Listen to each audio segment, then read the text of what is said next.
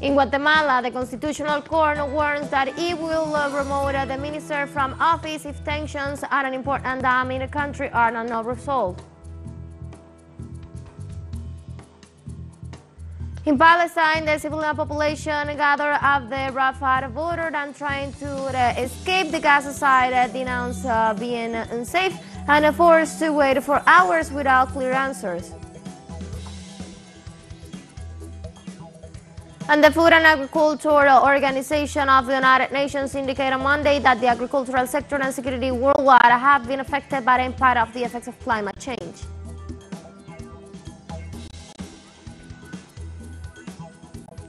Hello, welcome to From the South. I'm Ana Marrero from the teleSUR headquarters in Caracas, Venezuela. We'll begin with the news. Stay with us.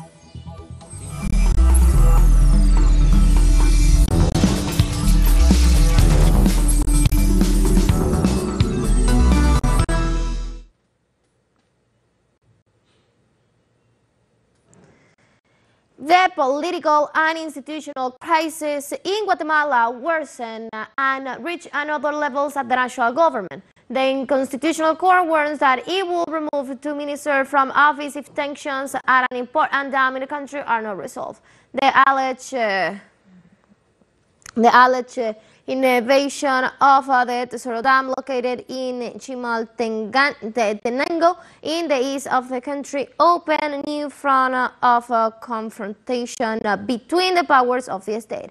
The Minister of Government, the Minister of National Defense and the Director of the National Police received a warning from the highest judicial instance of the country to retake control within 6 hours after the notification of the referendum. The situation has left several areas of the capital without water.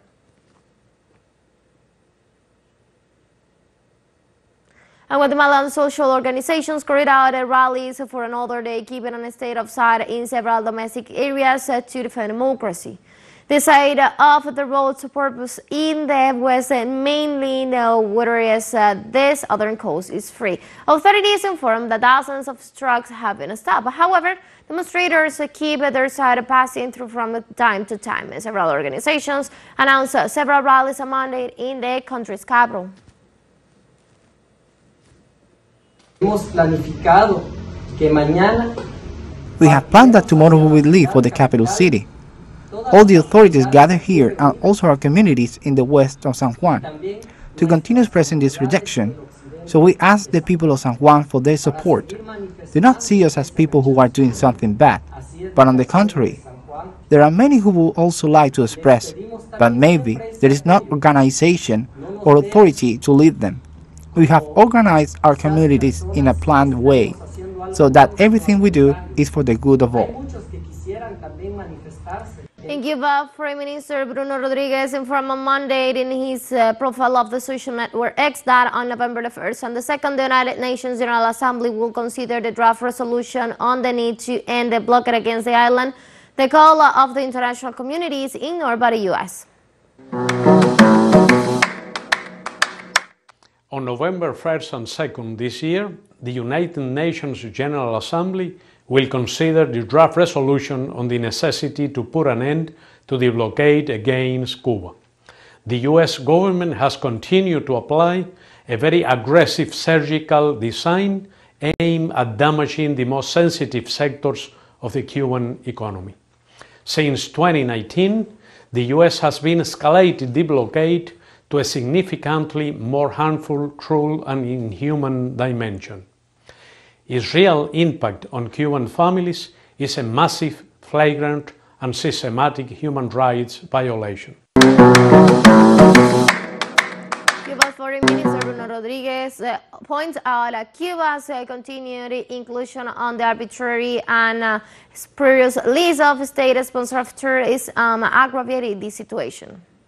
An end to the blockade against Cuba.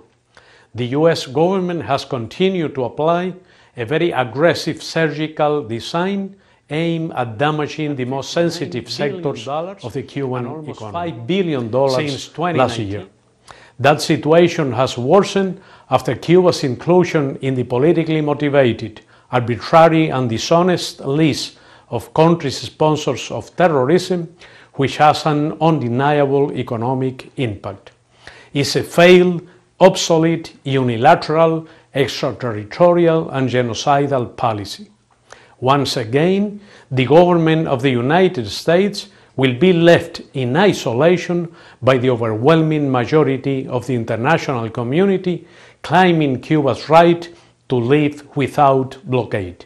Live better, end the embargo. Let's take a very first break, but remember you can now join us on our TikTok account as teleSUR English, where you'll be able to see news in different formats, news updates and more. Stay tuned for more news.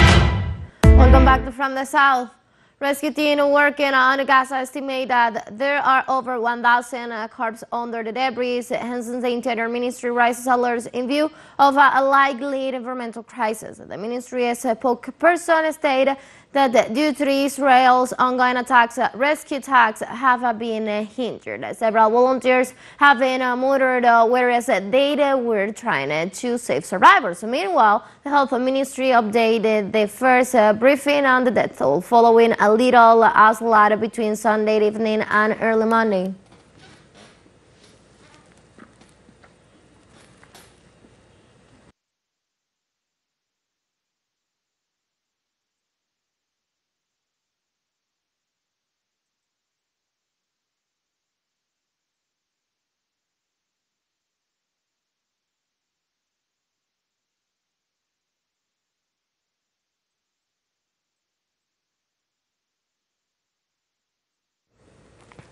Palestinian authorities report in the last 24 hours on Monday that Israeli bombardments left at least 254 deaths and 462 injured people in Gaza.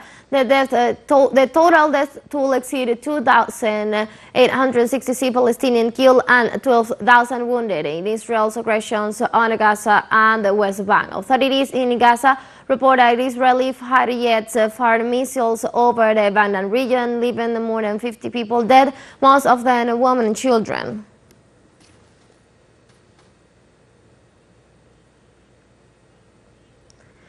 The president of Egypt, Abdel Fattah el-Sisi, called on the international community on Monday to take responsibility for the serious humanitarian crisis suffered by the thousands of in Gaza. The head of state has instead on his call for ceasefire and rejected the policies of collective punishment, starvation and displacement of civilians. He states this during a meeting with French Foreign Minister Catherine Colonna. The spokesman for the presidential office, Ahem Famin, added that both the head of state and the French diplomat agreed on the importance of resolving the Palestinian issue in a just and comprehensive manner.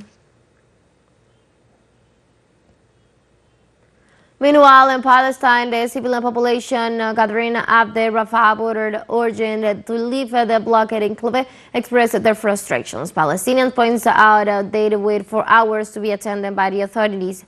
They also assert that travel is not safe and demand clear information about the process of travel.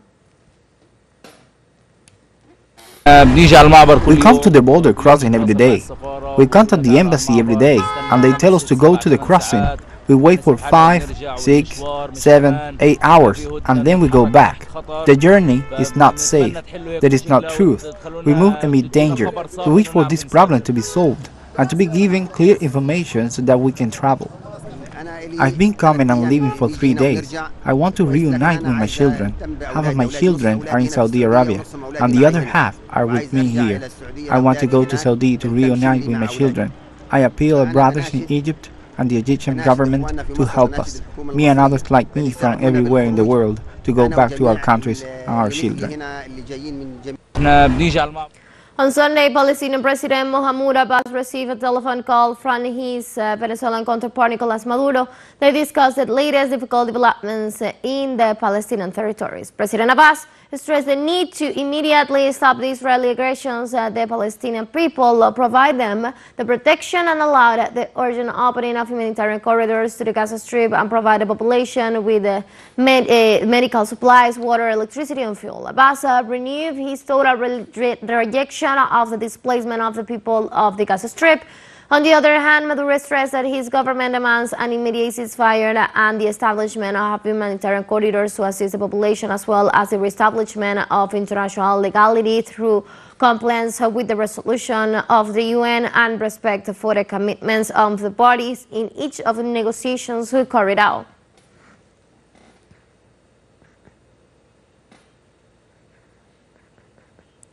The President of Colombia, Gustavo Petro, commented on Sunday on the possibility of suspending foreign relations with Israel after the Hebrew country condemned the recent statement of the president on the conflict. According to the Israeli Foreign Ministry, stated that the comments of the Colombian president reflect support for the atrocities committed by Hamas terrorists. Tel Aviv summoned Bogotá's ambassador to Israel, Margarita Manjares, for a conversation of reprimand and stop exports of security equipment to the country.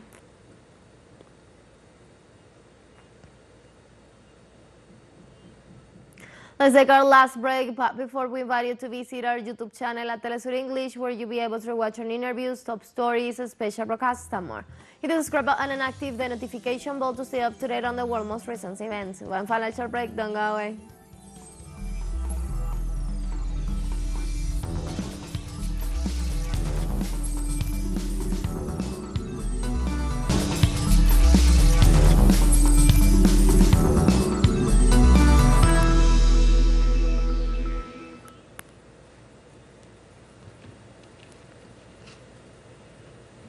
On Monday, the Food and Agriculture Organization of the United Nations, FAO, indicated that the agricultural sector and security have been affected by the impact of the effects of climate change. According to the report published by the organization, climate change has caused losses of at least $3.8 trillion in the agricultural sector, thus compromising the food supplies of the citizens. Asia is also the most affected region globally, with more than $116 billion loss, equivalent to 5% of the annual agricultural gross domestic products.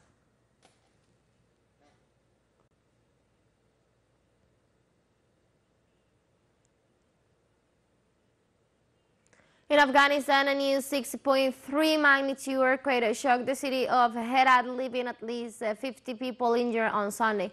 The earthquake occurred 1 hour after an aftershock shocks at the north of the Herat province, and a 6.3 earthquake occurred in the same province a week ago on October the 7th.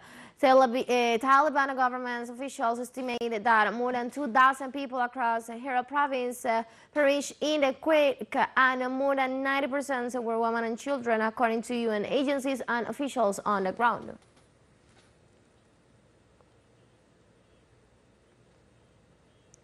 China's Foreign Minister Wang Yi received his Russian counterpart Sergei Lavrov on Monday, who is visiting the Asian nation in preparation for the International Forum of the Belt and Road.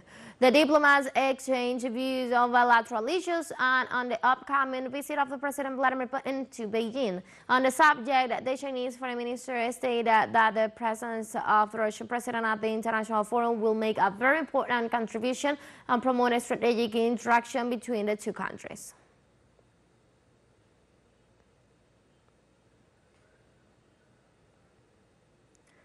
And in Poland, the political and former president of the European Council, Donald Tusk, could take the post of prime minister again.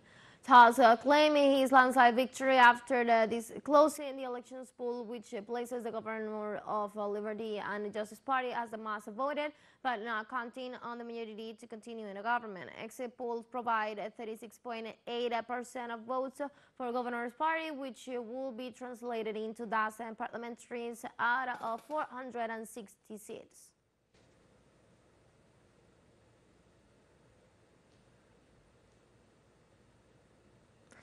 Less than a week before the Durga Puja, Bangladesh biggest Hindu festival, artisans are feverishly crafting intricate idols, especially of the reverend goddess Durga. The grand celebration begins on October the 20th. The Durga's Austaj or Durga Puja celebration commemorates the struggle of the goddess against the evil forces embodied by the demon Mahisha, and usually lasts for 9 days or nights, although the most important days are the final 5. According to the artists participating in the celebration, they must prioritize the finishing of the figures and then the other enchantment inside and outside the Dhaka.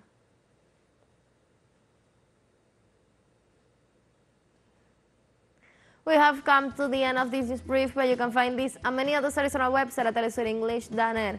You can also use us on our socials. We're on Facebook, on X, and on Instagram as well. For Telesur English from the South, I'm Ana Marrero. Thank you for watching.